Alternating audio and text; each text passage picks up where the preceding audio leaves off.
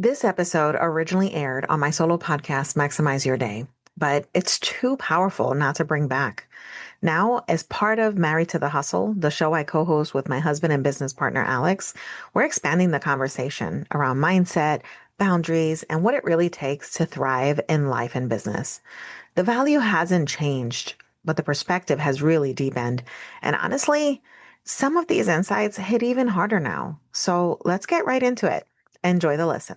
Hey, you guys, I am so excited to share this episode with you all. And for those of you that don't know me, my name is Jessica Rosario, and I'm your host of the Maximize Your Day podcast. And in this podcast, we share productivity tools and tips and interviews with other people that are like-minded and other women that are building businesses and how to help you grow your business and live life at the end of the day on how to maximize your life. Today's episode is a bonus episode, and it's probably going to be filled with bloopers and laughter and a whole lot of roasting of me.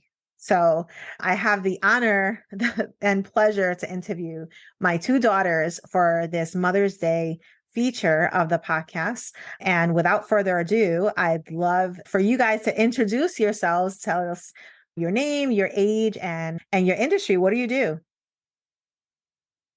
Okay, so I guess I start off. My name is Crystal. I'm the youngest. I'm 19 and I currently work in the medical field. My name is Victoria. I am 22 years old and I am a cosmetologist. Awesome. Awesome. We're all smiling because I've been telling them we should do a Mother's Day podcast for a month, and we're finally making it happen. So this podcast is really for those moms who are building businesses, who might feel guilt about the decisions that they've made or feel like they have to pick and choose who they want to be. But the goal is to show you that our children are watching every single one of our moves. And I just want you guys to kind of hear how their upbringing, and it's not been perfect, right? But their upbringing and how much of me they have and what are the funniest and craziest things about me that they hate, but they roast each other about. So I have a couple of questions, and I'm going to have you guys ask questions also. So the question for you guys I have, and feel free to answer it in any order. Would you say that I'm a type A personality? Yes, I would definitely say that. What about you, Victoria?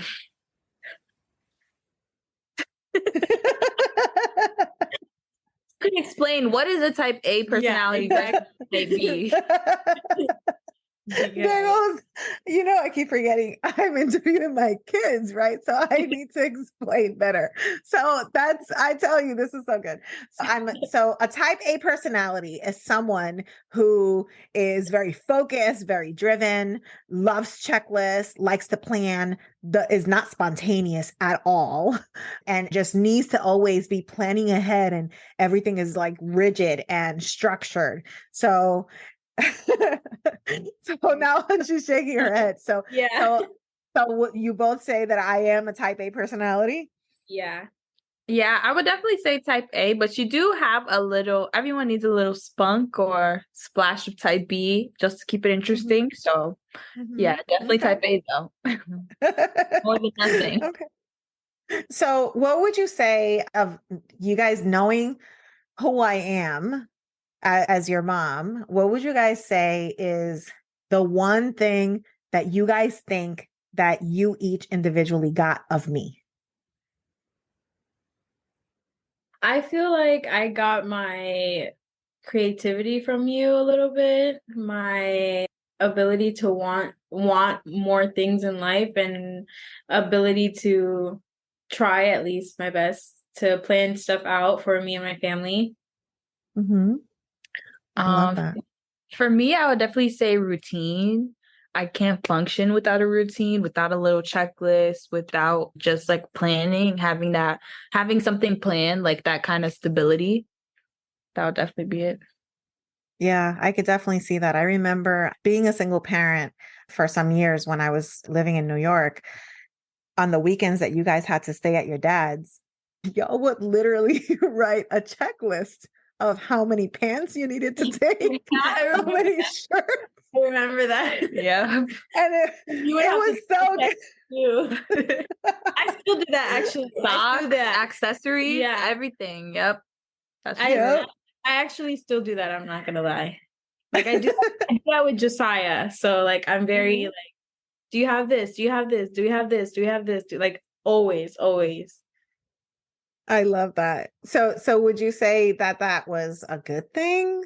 You know, like does that help you in your day to day, or do you think it was annoying when I was Yeah, doing it's it back getting then? bad. I feel like it's good for us, especially like for us, it's good because we know what needs to get done, what needs to happen, what we need to make things happen. But I feel like it's a bad thing for other people who don't understand us.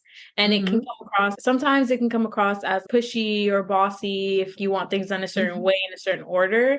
So, I mean, it's in between. Yeah. For me more, I would say it's kind of good and bad because, like I said, everyone needs a little bit of a type B kind of personality. So when that routine kind of breaks down a little bit or something changes, then I feel like I have to start all over again and create a whole new routine. And obviously things happen in life all the time. So I'm constantly creating a new routine for myself. So you mentioned bossy and pushy. Did you guys think I was bossy and pushy back then? I Maybe mean, a little bit. yeah, just a little bit. But I mean, from a 12-year-old perspective versus a 22-year-old perspective is a big 10-year age gap and difference. And We like, definitely understand more when we now. got older, yeah. So it's like you want things done a certain way for the outcome, not necessarily to be so bossy and pushy, but that's the way that we understand each other.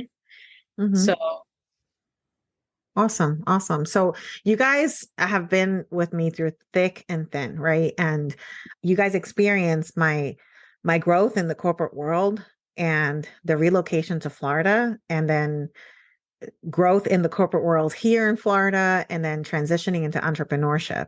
So what are some things that when that experience, let's just take it back one step. So I'm climbing the corporate ladder in New York and getting involved in different nonprofit organizations where I was taking even you guys to come to youth organizations and networking events and galas and stuff like that.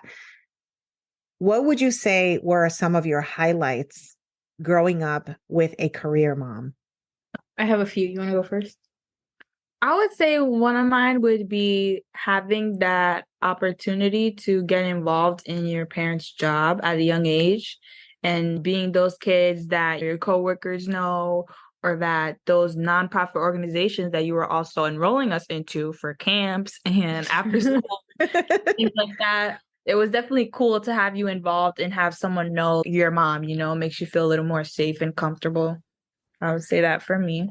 I feel like some of the highlights I've had were just because I've always been a social butterfly, but just being able to also have a mom who is a very big social butterfly. I don't know how to explain it. It just Feels good. Yeah, it inspired me to just keep being outgoing, not be so timid, give people the benefit of the doubt, especially in New York, meeting all the people, going to soup kitchens and stuff. You never know what's going on in someone else's life. So I think it changed the way it shaped my personality towards everybody. We also, I think one of the main highlights also was experience so much diversity because again, this is before COVID and such a long time ago, but New York is such a diverse place and we experienced so many different organizations as well as you did. So I think that was cool too. I love that. Yeah, serving has always been a passion of mine and helping others that are in need. So I love that I was able to take you guys to experience that. Because you're right, Victoria, there are people that are going through stuff and you just don't know what's going on in their lives at the time. So that's awesome. So what would you say when we relocated from New York to Florida, it was the first time that I was unemployed. And obviously transitioning from a big company that I was over there for 15 years to come out here, start looking for work and all of that. Was there anything that you guys saw that perhaps I didn't see in that process? I feel like you tend to not give yourself as much credit as you deserve. And it could be that you try to humble yourself a little bit. but I feel like you, I don't know, I feel like you, I don't know how to explain it. Going off of Victoria, I think what she means is we definitely saw like the doubt in yourself, Yeah. like during that Like period, self-doubt. like that time period. We had never seen you like that. Yeah. So you were out of your routine. We're in a new country. We're out of our, state. I wish. Yeah, me too. But you're out of your routine. We're out of our routine. But yeah, we definitely saw like a different side of you. Not more so like you couldn't do it, but you definitely doubted yourself because anything could happen. And we're in a new state and you didn't have your routine and your family like you did in New York. You didn't have your 15-year friends like you did in New York. It was way different. Also, you did very well with not showing us, basically not like having tough skin for us, so not showing us what was going on underneath.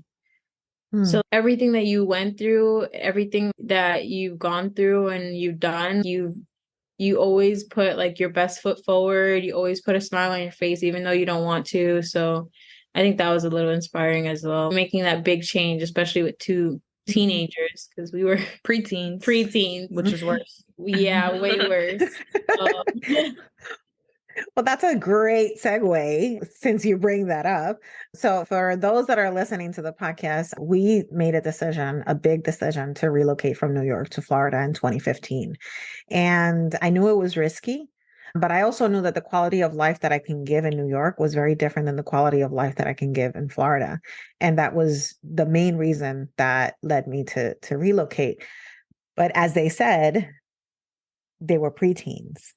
And well, Crystal was a preteen and Victoria was a teenager. And one was in middle school, the other one was in high school. So tell me about that transition for you guys of relocating. You're great in sharing the things that you saw in me. And I appreciate those words because they motivate me a lot to know that I kind of sheltered you guys from a lot of stuff and a lot of my grief.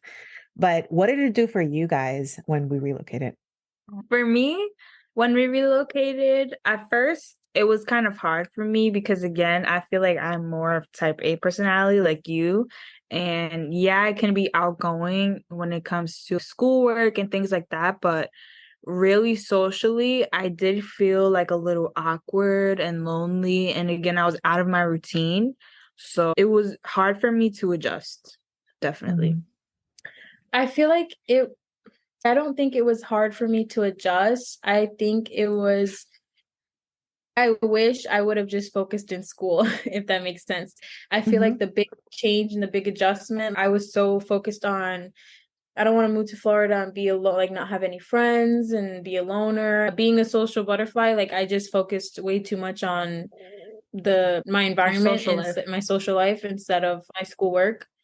But it's a big change, definitely. School here and school in New York is a very big change. Yeah, and I can see that. Victoria has always been a social butterfly and always wanted to be liked, whereas Crystal, not that you wanted to be liked, but you definitely wanted to fit in. I think that was a huge difference in both your personalities. And again, I see so much about me in you guys. I mean, just last week I said, I don't even know what we're talking about. I said, Crystal, you're so literal. And she's like, oh my God, yes, I am very literal. Right. But she gets that also from me because I'm very literal, very fact driven. And sometimes my tone gets me in trouble. So how about you guys? Does your tone get you in trouble? Yeah, with you. It gets us in trouble with you. All the time. All the time. We have your tone. At my job, they call it sass. They don't call it attitude or tone. They say I have a little bit of sass, but I say sometimes you need it. Not me. Sometimes you need to keep it in your pocket just in case.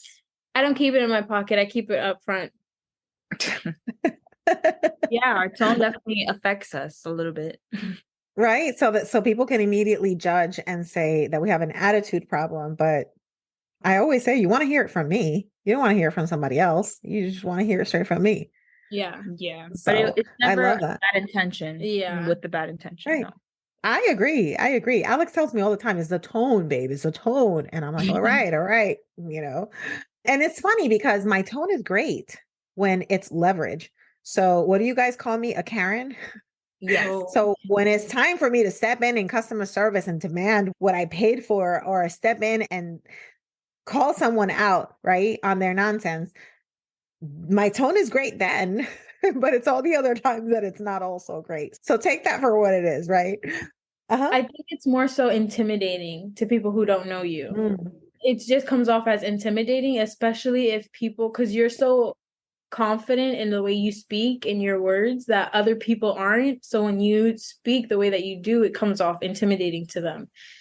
Mm. Again, I want to add this is also coming from New York and being in Florida, because that is a huge environmental change as well. For those of you watching the podcast, I have lived in New York for the past 2 years personally, but when experienced the working world in New York versus Florida, it's good that I was able to experience both. But in New York, I was actually called the nice girl. So it goes to Mhm. show Southern hospitality versus Mhm. North hospitality. Yeah, very, very true. Very true. It's very diverse in New York and very, I don't know, you just have a different type of personality. And then that personality over here is like, oh, they're a New Yorker.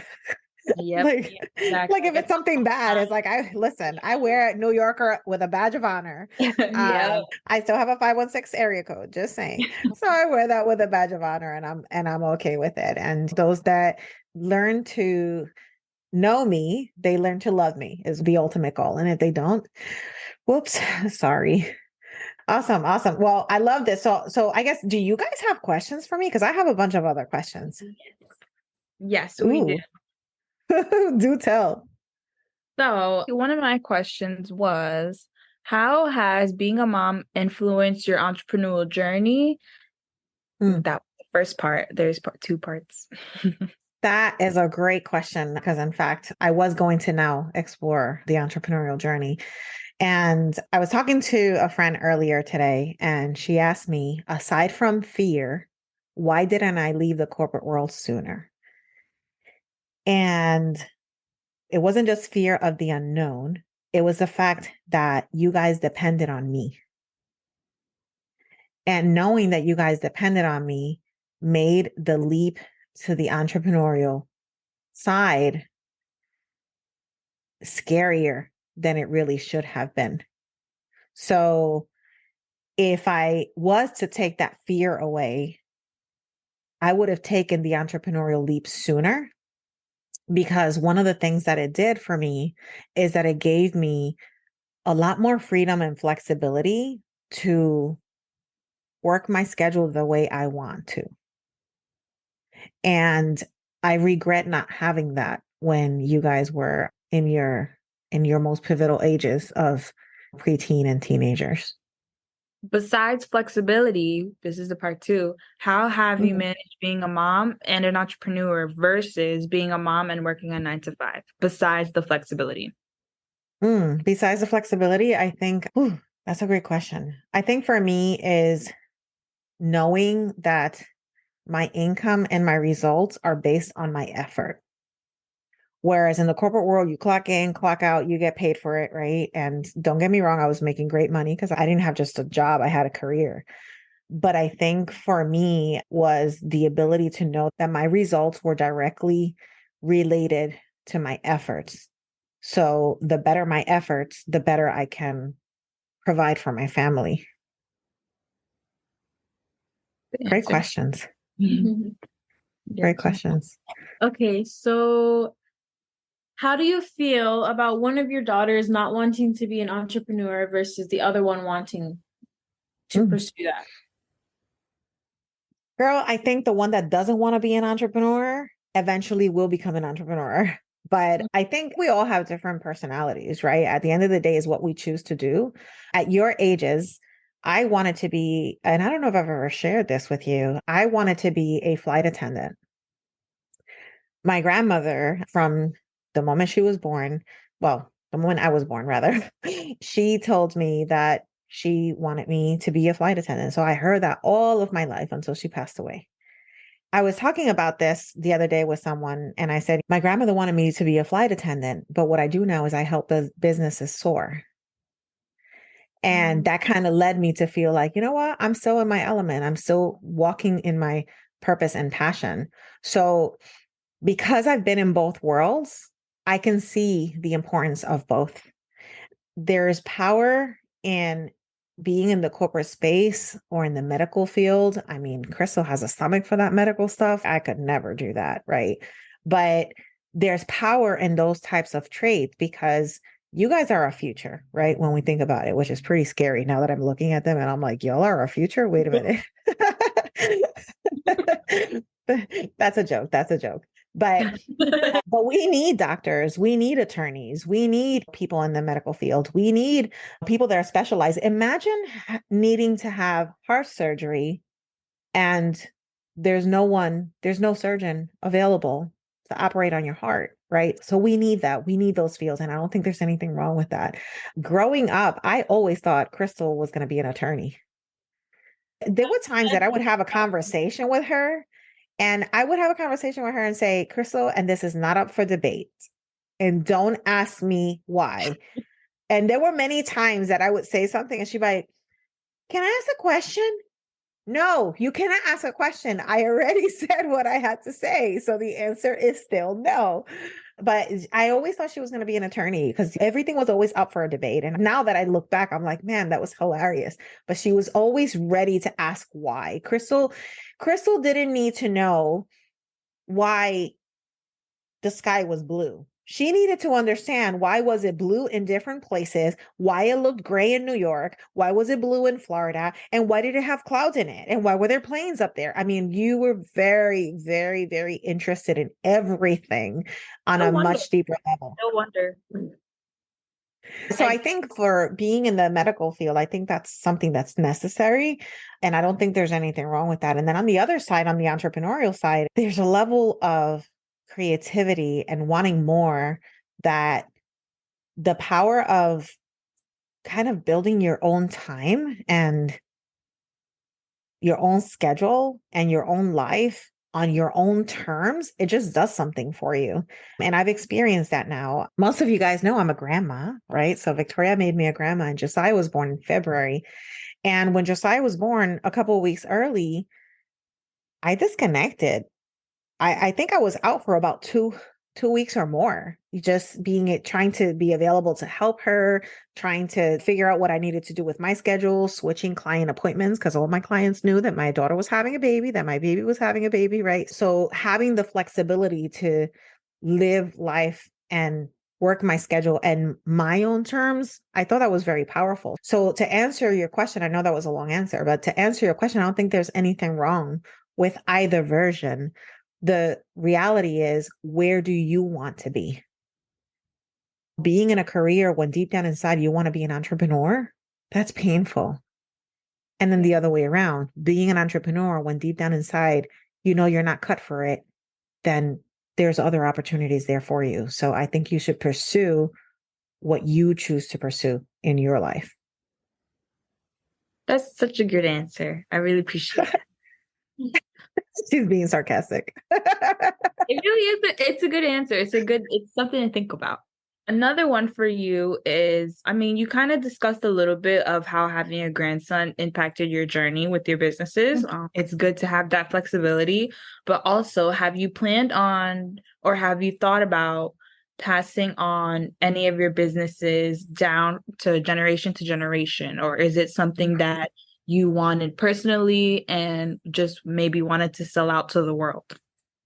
Oh, wow. That's a great question. So I was at a conference last week, and one of the speakers at the conference, he was a third or fourth generation owner of the business. And in the audience was his daughter, who was now taking over the business.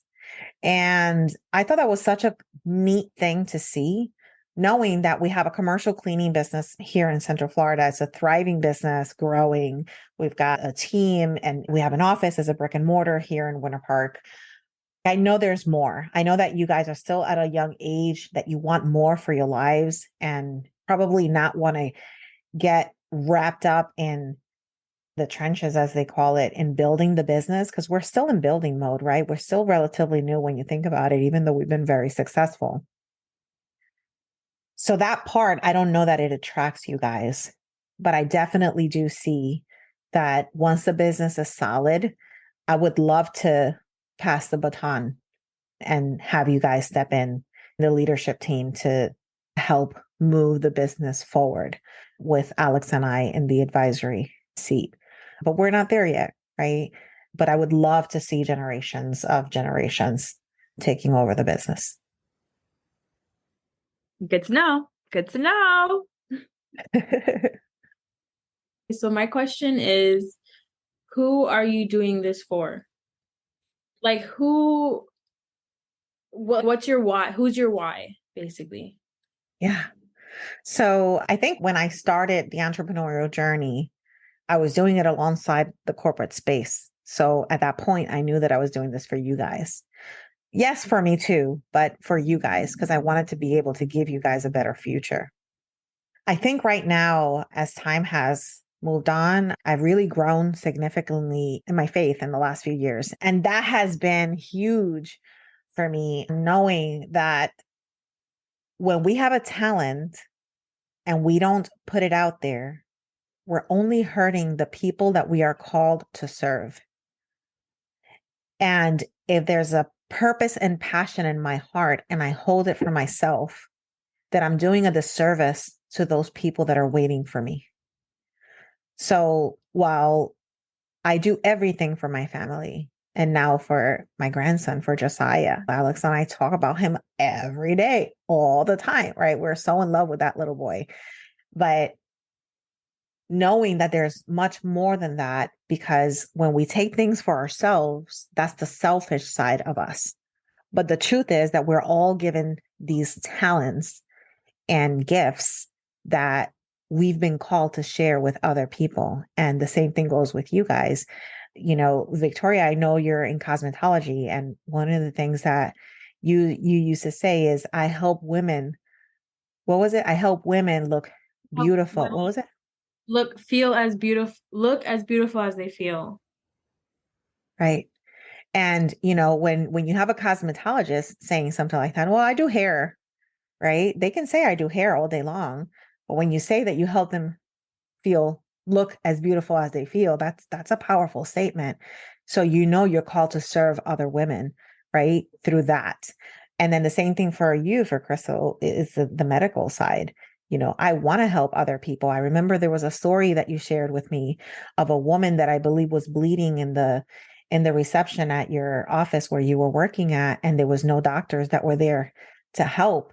And you felt horrible because you wanted to go above and beyond, and you were new there trying to figure out all the things. You were just still in the front desk training and whatnot. And your heart bled for that lady in wanting to help and support her. And that's passion. That's purpose. You know, you're being called for more, and being called for more. That's what that looks like. It's when you have that feeling in your heart, that gut feeling that you know you're called to do something for someone else. And that's usually your why, because you want to help others. We've been called to serve. And that's my goal. Good Wow, answer. you guys have really good questions. This is getting deep. Yeah. This is getting deep. Do you want to ask some more questions? Yeah, I do have a couple questions, if you don't mind. So I wanted to ask you, what lessons did you guys learn from me taking the entrepreneurial leap? Because that was a huge identity shift for me. You guys knew me as the corporate mom. What were some lessons that you guys learned? I feel like, me personally, I learned that if you don't go for it, it'll never happen. If you don't reach for it yourself, nobody's going to hand it to you. And I feel like I also learned that being a woman and entrepreneur in this industry is a lot harder than being a man. And you can see how much harder you have to work for things to get what you want. So I feel like it just pushes me a little bit harder to make sure I want certain things for me and my son. So it pushes me a little bit harder. For me too, I was honestly gonna say something similar. Definitely the main lesson is just go for it. Even to this day, when I tell a distant family member on my father's side, like, oh, my mom doesn't work at the bank anymore, like, your mom doesn't work for the bank anymore? It's like a huge shock. We weren't expecting it either. One day you came knocking on our door. How do you guys feel about me quitting my job in 2 weeks? And we're just like, really? You're serious? So definitely, if you want something, just go for it, no matter how crazy it might sound. But if there's a will, there's a way, definitely. So good. So good. So what would you say are some strategies that you saw me adopting throughout your childhood or adolescence or whatever that you felt that you apply on your day to day on how you manage your time, or what Yeah. strategies do you guys do right now at this moment that you saw me doing at a younger age? I will always say this: routine, routine, Yeah. routine, routine. Even if you don't stick to it, even if you have to make a new one a billion times, if you have some kind of format of how you want your day to go, or how you even want your morning to go, or how you want your 1 hour to go, your 1 hour of studying, if you have some kind of format to it, or just some kind of plan in how you want your day to go, I definitely feel like it's just a help. It's a peace thing. It's kind of that stability that everyone craves that you can have within yourself. Mm-hmm. Mine is somewhat similar. It's more like I've noticed, I don't know if your listeners know this about you, but my mom has a ton of giant notepads, giant paper posted all over her wall in her office with a whole bunch of like strategies written down for her different businesses. And I feel like that right there, it just shows me like if you have a plan, you can get things done. Seeing it, writing it down, seeing it, doing it, like you can get things done so much quicker than just thinking off the top of your head. I feel like everything that you come to think of, you always write it down. Yeah. Yeah. And going off that too, it's like after you write it down, you're like, okay, I got it out of my head. And then maybe you might actually need the strategy one day and be like, wait, I've thought of this before, and you have it written down. I've noted that happened actually a couple times with us. Oh, yeah. That's happened with me quite a bit too. Wait, I remember going through that a few years ago and I wrote it down somewhere and I don't know where it is now. So I think that's so cool. I love that. Love those answers. So let me ask you this. I think this is a really great cultural question. How do you think that my background as a Latina influence my approach to business and entrepreneurship, whether I was in the career or not, in the career space or not? How do you think that being a Latina influenced that? You want to go? I feel like when someone hears about a woman being entrepreneur, they're just like, okay, whatever. And then when they hear a Latina woman being an entrepreneur, they tend to not realize that you're just as capable of. There's a little bit of a shock. Yeah. Like I feel like people tend to, I'm trying to look for the word, like belittle the fact that you're a Latina in the entrepreneur industry. They're like ignorant towards it. But I also feel like being a Latina, like being proud and making sure that all of the people that you work with, that you network with, that you market with, all of those people know that you're a Latina. It just shows like how much pride you have. And also, you never know, it can inspire someone else who's listening, who's a Latina and just feels like they can't do it. And then they hear you and then boom. I love that. For me, it was like, I'll never forget this.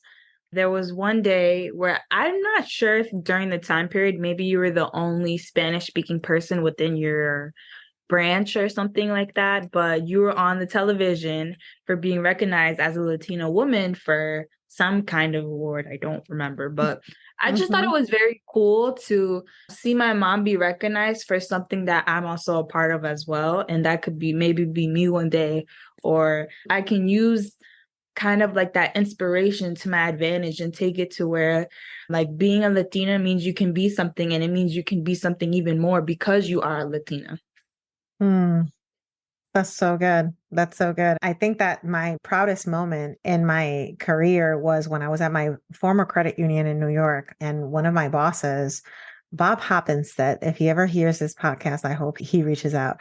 Bob said to me, I don't think you do enough to leverage your Hispanic heritage, and you need to go out there and get it. And from that point forward, I said, say no more. I started to look for nonprofit organizations that were catered to Hispanic people, not just women or men. It was just people as a whole, and just how to support that community that was so underserved. So that was truly inspiring. And I appreciate you guys sharing your experiences of what that meant for you guys at that time. So what would you say is the funniest thing that I do that y'all crack up? Because apparently you were cracking up the whole time that I was setting up this podcast. So do tell, what's the funniest thing that I do? Well, I mean, you're very funny, Mom. I don't think I am, but okay. It's like you're funny. You're funny like when you don't try. It just comes out. I think it's so cute, like seeing you dance with Josiah, like the way you just like dance and vibe with him a little bit. I think it's so cute. And then you talk to him with a baby voice, but you're so proper in the way that you speak that you're talking to him. Yeah, you're gonna have a wonderful day. It's just you just so I don't know. I think it's amazing seeing you as a grandma now.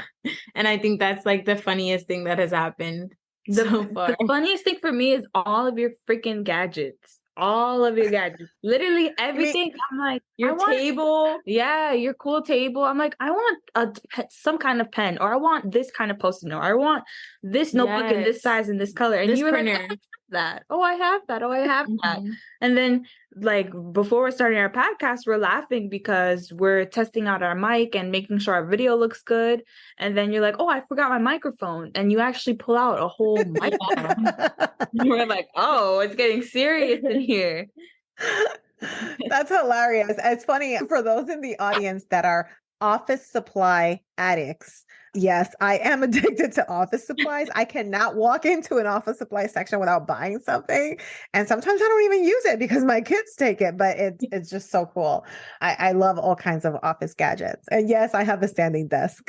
So I love my desk too. So that's so funny. And it writes expo markers on top of that for notes. Yes, yeah, it does. Although I don't use it for that. Although I was away for a couple of days and I came back and they were expo notes from Crystal on the desk from taking a class or something. I think it was an interview or something that you were on. It was funny. Awesome. All right. So I just have two more questions. What are some values or beliefs that you have learned from having a mom like me? It's very different, like having you as a mom versus seeing how our other friends or other family members or just people in general, like when we say like, oh, we have the best mom in the world, everybody means it when they say it, but it's like we do. Because it's almost like we know you do things for us no matter what anybody says. We know everything you do is for us. Then, like I said before, it inspires me to do the same for my son. So on the days that you're saying I have the best mom, that sounds great. What about on the days that you're saying my mom is the worst? It's just the way that because you're very stern when you talk. So it's not what you say, it's how you say it, Like sometimes like I just want to call you, cry a little bit, and just like, Victoria, really? Like instead of like, Victoria, really? Like it's different. It's different, Mom. It's a tone. It's not what you say, it's how you say it. It's how you say it. Yeah, that's literally it. For me, it's like on those days where I say, oh, my mom is the worst. Now that I've gotten older, I always follow it with, she has good intentions for me and she always will. I know you'll never wish bad on me or never wish you're the worst for me. So that's what I always keep behind it. Even if I don't like what you say or I may not agree with you, I'm in the medical field. You're an entrepreneur. It's very different. But definitely, I know you always have good intentions and a good heart. So love that. So what would you say are some of the values that you think you're carrying over into your life from being with a mom like me? Being very loving. I think both of us have that. We want to care. Chill. we want we want to care for As they hug each other, she said she calls the other one chill for those that are listening. Oh my gosh, you're we have hilarious. a big heart for our people, even for Mhm. our cousins our age. I feel like me and my sister are the ones who are reaching out, or we're the ones thinking about them more than they Vice do with versa. us. Yeah. Mhm. Being Awesome. Love that. So my last question, you guys know that the podcast is on maximizing your day and being productive.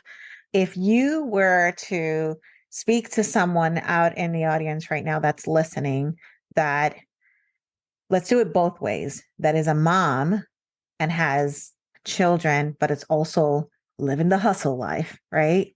What is an advice that you would give to that mom? And then on the other hand, what is the advice that you give to that child? I'm a mom now, so I'm gonna go first. But I feel like for the moms out there, don't be afraid to want something so badly that can change your life for the better just because you're scared. And Mm, just do it, reach for it, get your goals, plan, do it because you don't want to like live life regretting or saying what if. And for mhm, the kid, also try not to be too hard on your mom.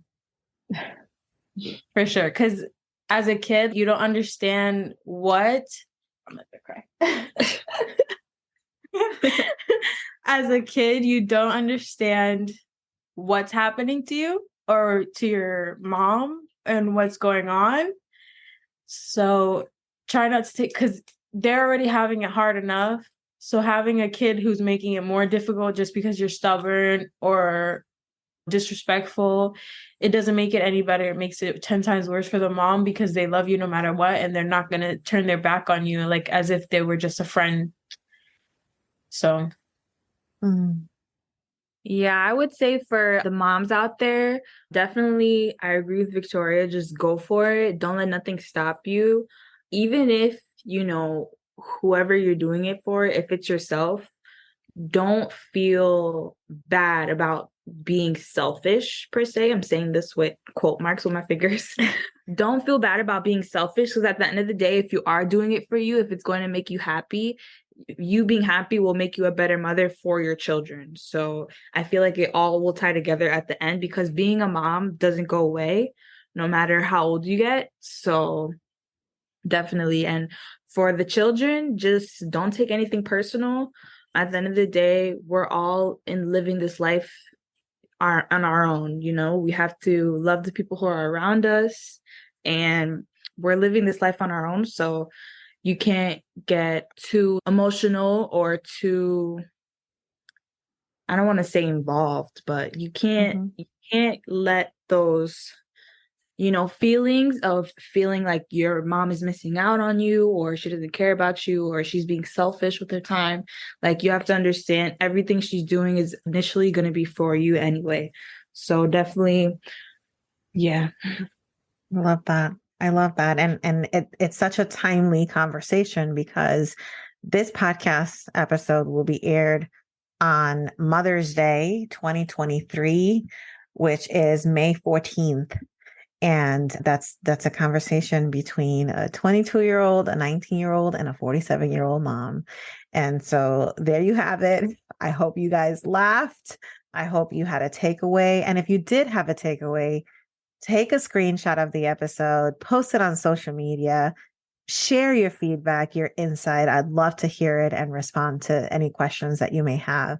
And I don't know, you might be able to meet my daughters on social media as well, right? So my last thing before we wrap up is how do you maximize your day? What is the one routine that you guys each do to maximize your day on a daily basis? for me, it might be a little different because I have a 3-month-old. So for me, the first thing I do when I wake up is make sure he's okay. I make sure everything is set for him for the day. And then I very rarely put myself first lately. So I make sure he's done. I make sure the kitchen is done. I make sure everything is nice and tidied up. and I make sure my significant other is good as well. And then I just I get ready for work and I just head out the door. But I always want to make sure my house is tidy because I want to come home and rest. I don't want to come home and keep working. So one thing I do that would maximize my day would just be like waking up in the morning and giving myself enough time to take a breath. Even if it's 5 minutes, even if it's 10 minutes, even if it's 1 minute, and I just have to like get out of my bed. It's also like waking myself up a little bit, but not being on my phone, shutting off my alarm, just waking up, looking around for just a couple minutes just so I can breathe. So I'm not like rushing, clicking my alarm, and then jumping in the shower. Like it might sound like that in the morning because I'm always late. I try to give myself like at least 1 to 2 minutes of just breathe. I love that. I love that. Actually, something you taught us that if you make your bed as soon as you get out of bed in the morning, the rest of your day will be easy peasy because you already did one day, you checked it off of your checklist, and boom, you already feel motivated to keep going. So, So do you guys make your bed? Yes. I was going to say, because y'all didn't do that while you were living with me. Don't play. Yeah, no. It's funny because I have to make my bed before I get into bed at night, but I don't make my bed in the morning. I don't know why I do that. You guys are hilarious. I do it once to check it off my list, but it was not in the morning. Oh, this was awesome, you guys. This was awesome. Thank you for the stories and for the laughs, and just excited to be able to share this with the world. And if it impacts one person, that's all we need. So I hope that these stories inspire you. And for those moms that are out there, happy Mother's Day. Enjoy the journey. And trust me, they're watching you regardless of what you do, but they're getting so much more of you, even when the journey feels tough. And so happy Mother's Day to you guys. 3, 2, 1,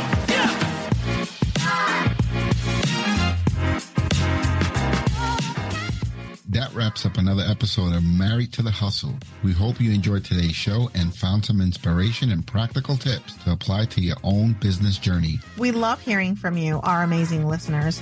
If you have any stories, questions, or tips to share, connect with us on social media or send us an email. Your input makes this podcast even better. And don't forget to subscribe to Married to the Hustle on your favorite podcast platform so you never miss an episode. And if you enjoyed today's episode, please leave us a review. It really helps us grow and reach more entrepreneurial couples like you. Join us next week for more exciting stories, insightful interviews, and valuable advice.